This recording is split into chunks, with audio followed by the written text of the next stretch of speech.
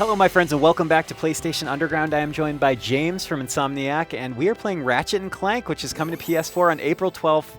Depending on when you're listening, you're watching this. That could be really soon or now. Yeah, it's so right welcome. upon us. When we're recording this, it's really soon I know. already. So is the studio, like, the excitement level? Is it building? Are you guys feeling good? Are you relieved? Yeah, it's kind of insane because we've honestly been working on this for so long. The film has taken several years. The game has taken a lot of time too, and it's just kind of a relief to finally have it out there and actually have Ratchet on the PlayStation 4 for the first time. So.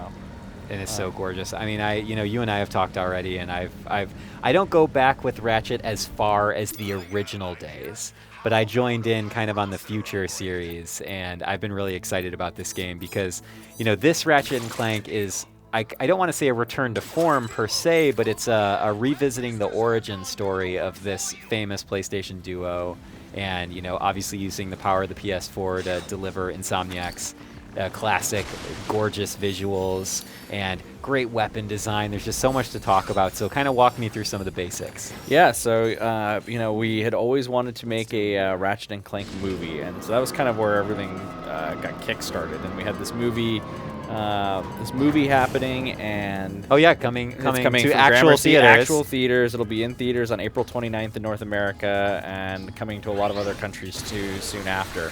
So we had this movie, and we knew we wanted to do a game to go along with it in some way. And so it took us a little bit of time to kind of figure out what we were going to do.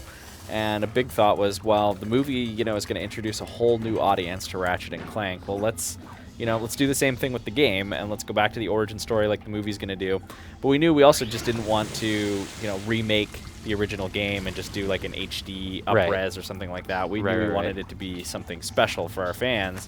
So we spent a lot of time kind of basically rebuilding the original game from scratch in a lot of ways, but it's really completely new. If you think back to that 2002... Wait, hold on. I want to I want to guess how many times it'll take you to fit this fish.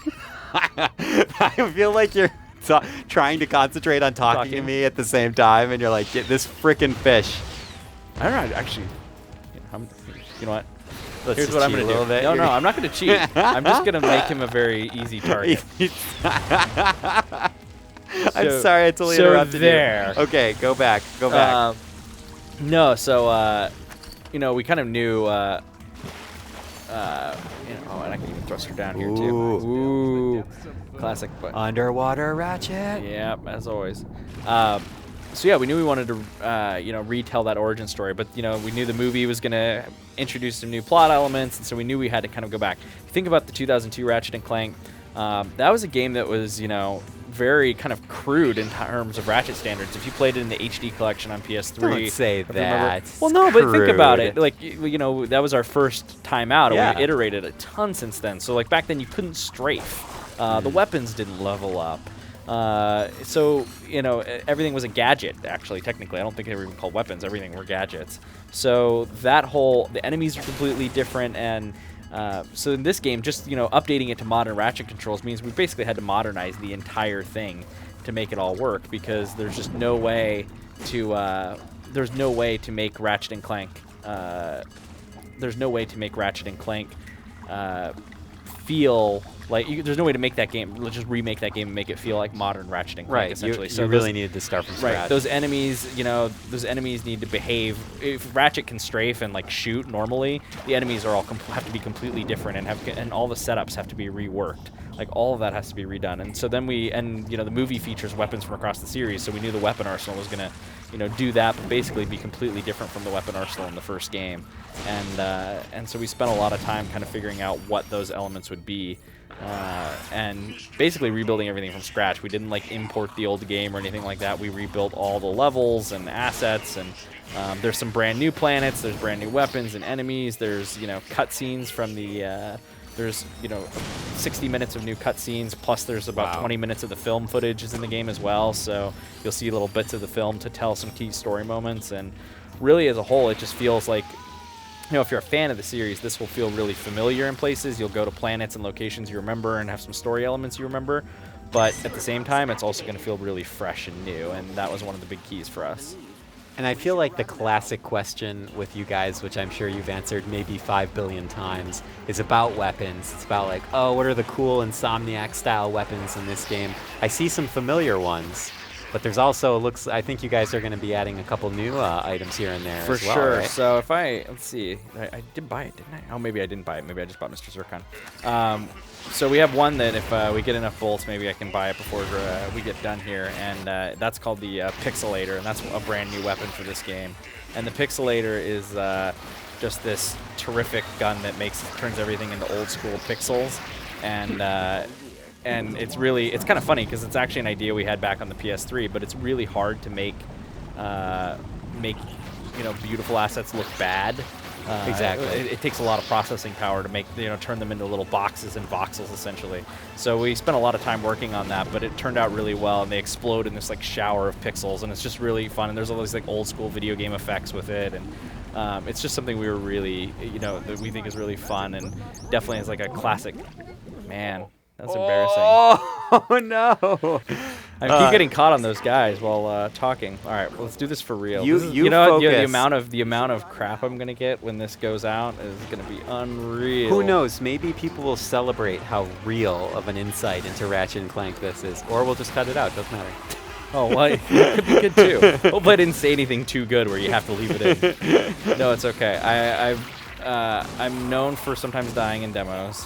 That's okay. Well, let me tell you a little bit about one of my Ratchet and Clank experiences, which is flipping the heck out at Ratchet and Clank: A Crack in Time, which I just thought was one of it has such an amazing final moments. Just the series of, the story and the action and the final boss battles. I mean, all of it is so good, and I really enjoy it.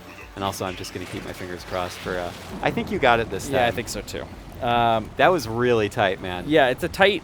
It's not super easy all the time. I think you got it. Oof, that was close. I think it said 6 to 7%. Yeah, it's pretty much down to Ratchet was about to run out of breath. Yeah, see, even Ratchet thought it was close. Goodness gracious. Crack in Time is probably, one of my all-time favorite Ratchet games up there with Up Your Arsenal and Going Commando, and I think you probably hear that from a lot of fans. And what's so fun about it is, we've definitely put a lot of heart into the story over the years, and I think you saw that in the PlayStation 3 games. We really started striving to kind of feel like a Pixar movie, and so that was something that was really, really important to us, and that was a game where I feel like we maybe really hit it on the PlayStation 3. Oh, absolutely. And so it's been fun coming back. We have a CG animated movie now, and we're coming back to this game and kind of working on it. And making this CG animated, making this experience feel like a CG animated movie, but also kind of being able to inject that. Because if you think back to the original game, Ratchet actually was sort of a jerk to Clank in the original Ratchet and Clank, and that's actually not quite. There's a lot of the plot elements from the original game we've kept and stayed the same, but I would say we've softened that a bit because that wasn't really what we wanted. We actually changed voice actors after the first Ratchet game, so James Arnold Taylor has only been Ratchet since Going Commando. So that's kind of actually something cool about this as well. You actually get James Arnold Taylor in the origin story for the first time. Oh, cool. I would have never known. Yeah, it's a fun thing too. And it's also great with the film. We actually were able to keep, at least in North America, they were able to keep the voice actors from the game to play the 4 main character roles, I guess, the 4 mostly established characters. For the film. Ratchet, Clank, Quark, and Nefarious are all played by the game voice actors. So when you go see that film, you'll feel right at home. Right, you'll feel right at home. And you may have just seen, we saw a little scene there where we were picking up a Rhino holo card. There's kind of this whole holo card system in the game where you'll collect these cards, and if you collect the cards, there's different bonuses and things you can get. And ooh, James, are you telling me that there's little mini games to unlock stuff in this well, game? yeah, the Trespasser's classic, but then if you want to get these cards to unlock the Rhino, you're gonna have to track down.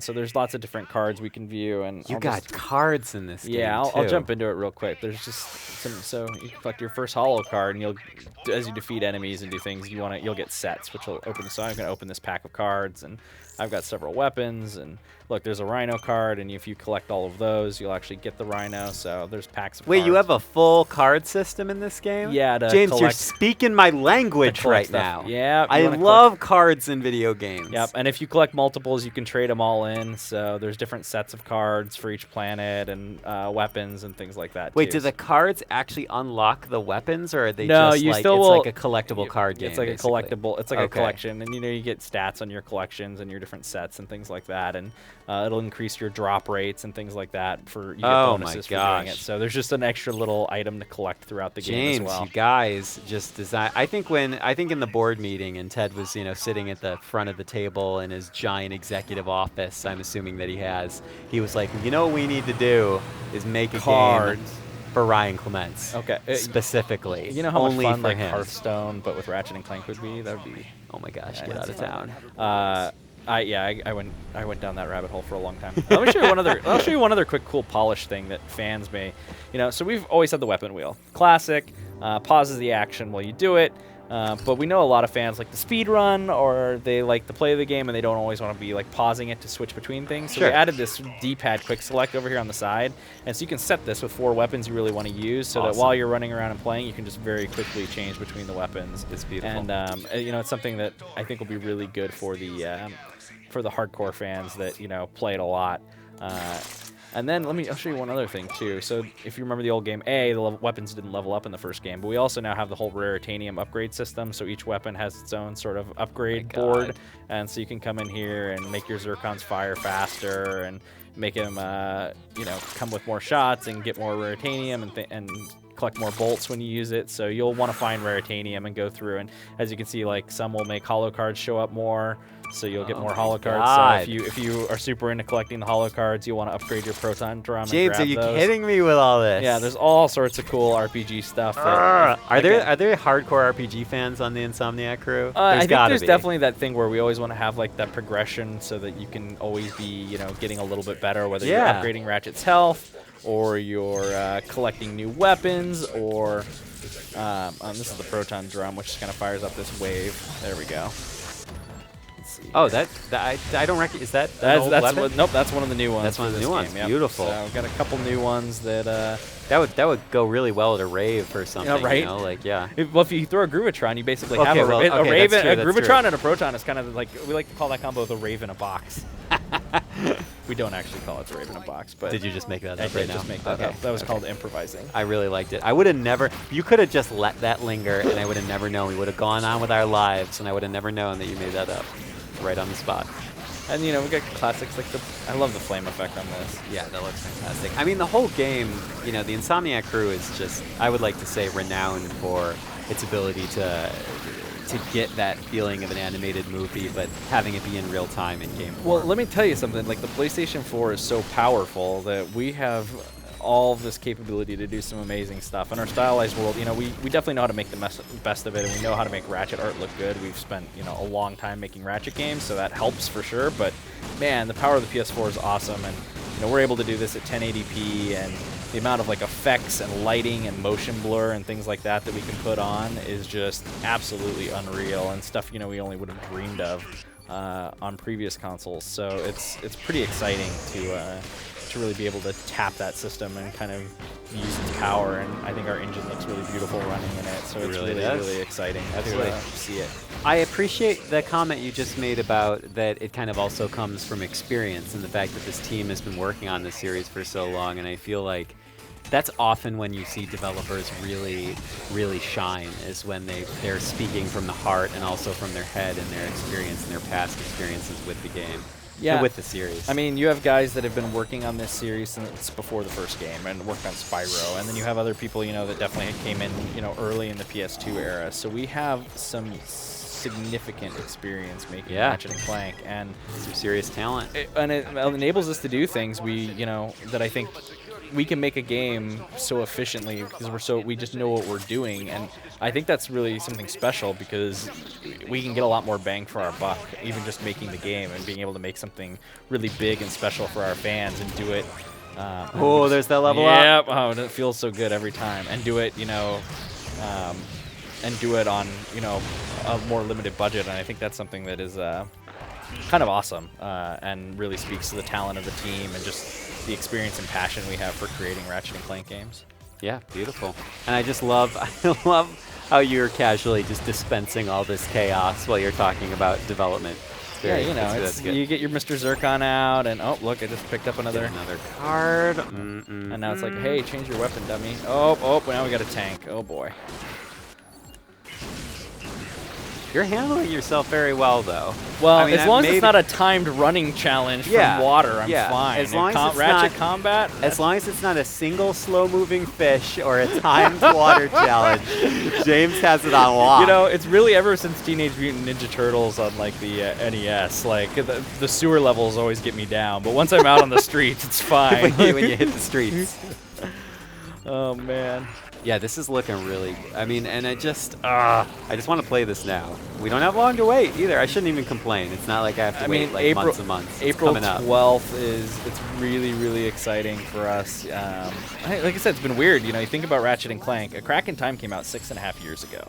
So that's how long it's been since we've had kind of a full story-based disc Ratchet and Clank. We had, had All for One, which is 4-player, and we had the side games, Full Frontal Assault and Into the Nexus. And if you haven't played Into the Nexus, you should. I think it came out right after the PS4 did, so it kind of may have got a little lost for some fans in the excitement of PlayStation 4 launching. But we have, even that was still, 2.5 years ago, almost, or a year. So it's been a. That's so wild. It's been a while since there's been a Ratchet and Clank adventure, so it's going to be really fun just to get out there and have this game out there for all our fans and PlayStation fans to play. And it feels like there's a lot of people that haven't played a Ratchet game in a while that are kind of looking forward to getting back on it. So that's something that's got us really excited too. And then you've got a movie too. So I know. It's a great month for Ratchet. April is Lombax Awareness Month. Do you want to jump into another planet and just show it right before we end? So they already cleared this planet out before we played, so we're not going to get to show a ton of it here. But we'll check out the view. This can kind of be the nice final view that we take before we end our episode. I'll talk about this real quick though. This is kind of cool because the movie and the game definitely were sort of made simultaneously, and so a lot of things are combined or work together. So for instance, Drek's homeworld in the original game was this poison planet, and then there was also the robot factory world, Quartu, which is where Clank was made, and we combined those. So you actually will see it's this beautiful thing where you'll see the robot factory, and but it's the same polluted planet you see in the movie, and we brought all that art into the game. This is the Hall of Heroes, this building behind Ratchet here, and this area was an area that was created for the game release or for the movie, and was and is an important location because that's where the Galactic Rangers are based out of. So awesome. That was a location that never existed in the Ratchet and Clank universe, and we replicated what they built for the movie and the game. And it's actually kind of interesting because if you saw, there's definitely a lot of Asian influence in that building, and that's kind of actually the first thing in the Ratchet and Clank universe that is really inspired by Asian architecture. Most of it is kind of that 50s, 60s sci-fi. So it's kind of actually a fairly unique building in the Ratchet and Clank universe, and I think that's pretty cool because there's definitely stuff where the movie took the game models and up-res them and used our game models, and then we also took a lot of stuff that they created and concepts that they created for the movie and built it back in the game, or got assets from them, put in the game. So there's assets traded back and forth from the game to the movie as well. That's a really cool collaborative process. Yeah, it was really fun, and a weird thing. I don't think anyone's really pulled it off. And I hope most of all, there's been a lot of video game movies over the years that people didn't love, and we'll see what people think of the movie when it comes out. But if there's one thing I'm really confident about, is that if you're a fan of Ratchet and Clank, you're going to love the film because it just is really, really true to the universe and the characters. And so if nothing else, I think the movie that we made is something that the fans of the series are really going to love and feels true to the game and the characters that they know. Well, you know what else I love? That Ratchet and Clank is coming to PS4 on April 12th. We did it, James. Yeah, we did it. Thank you.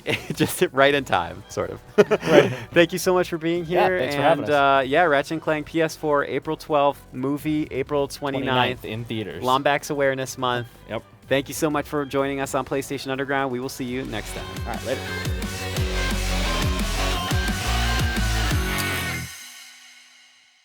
PlayStation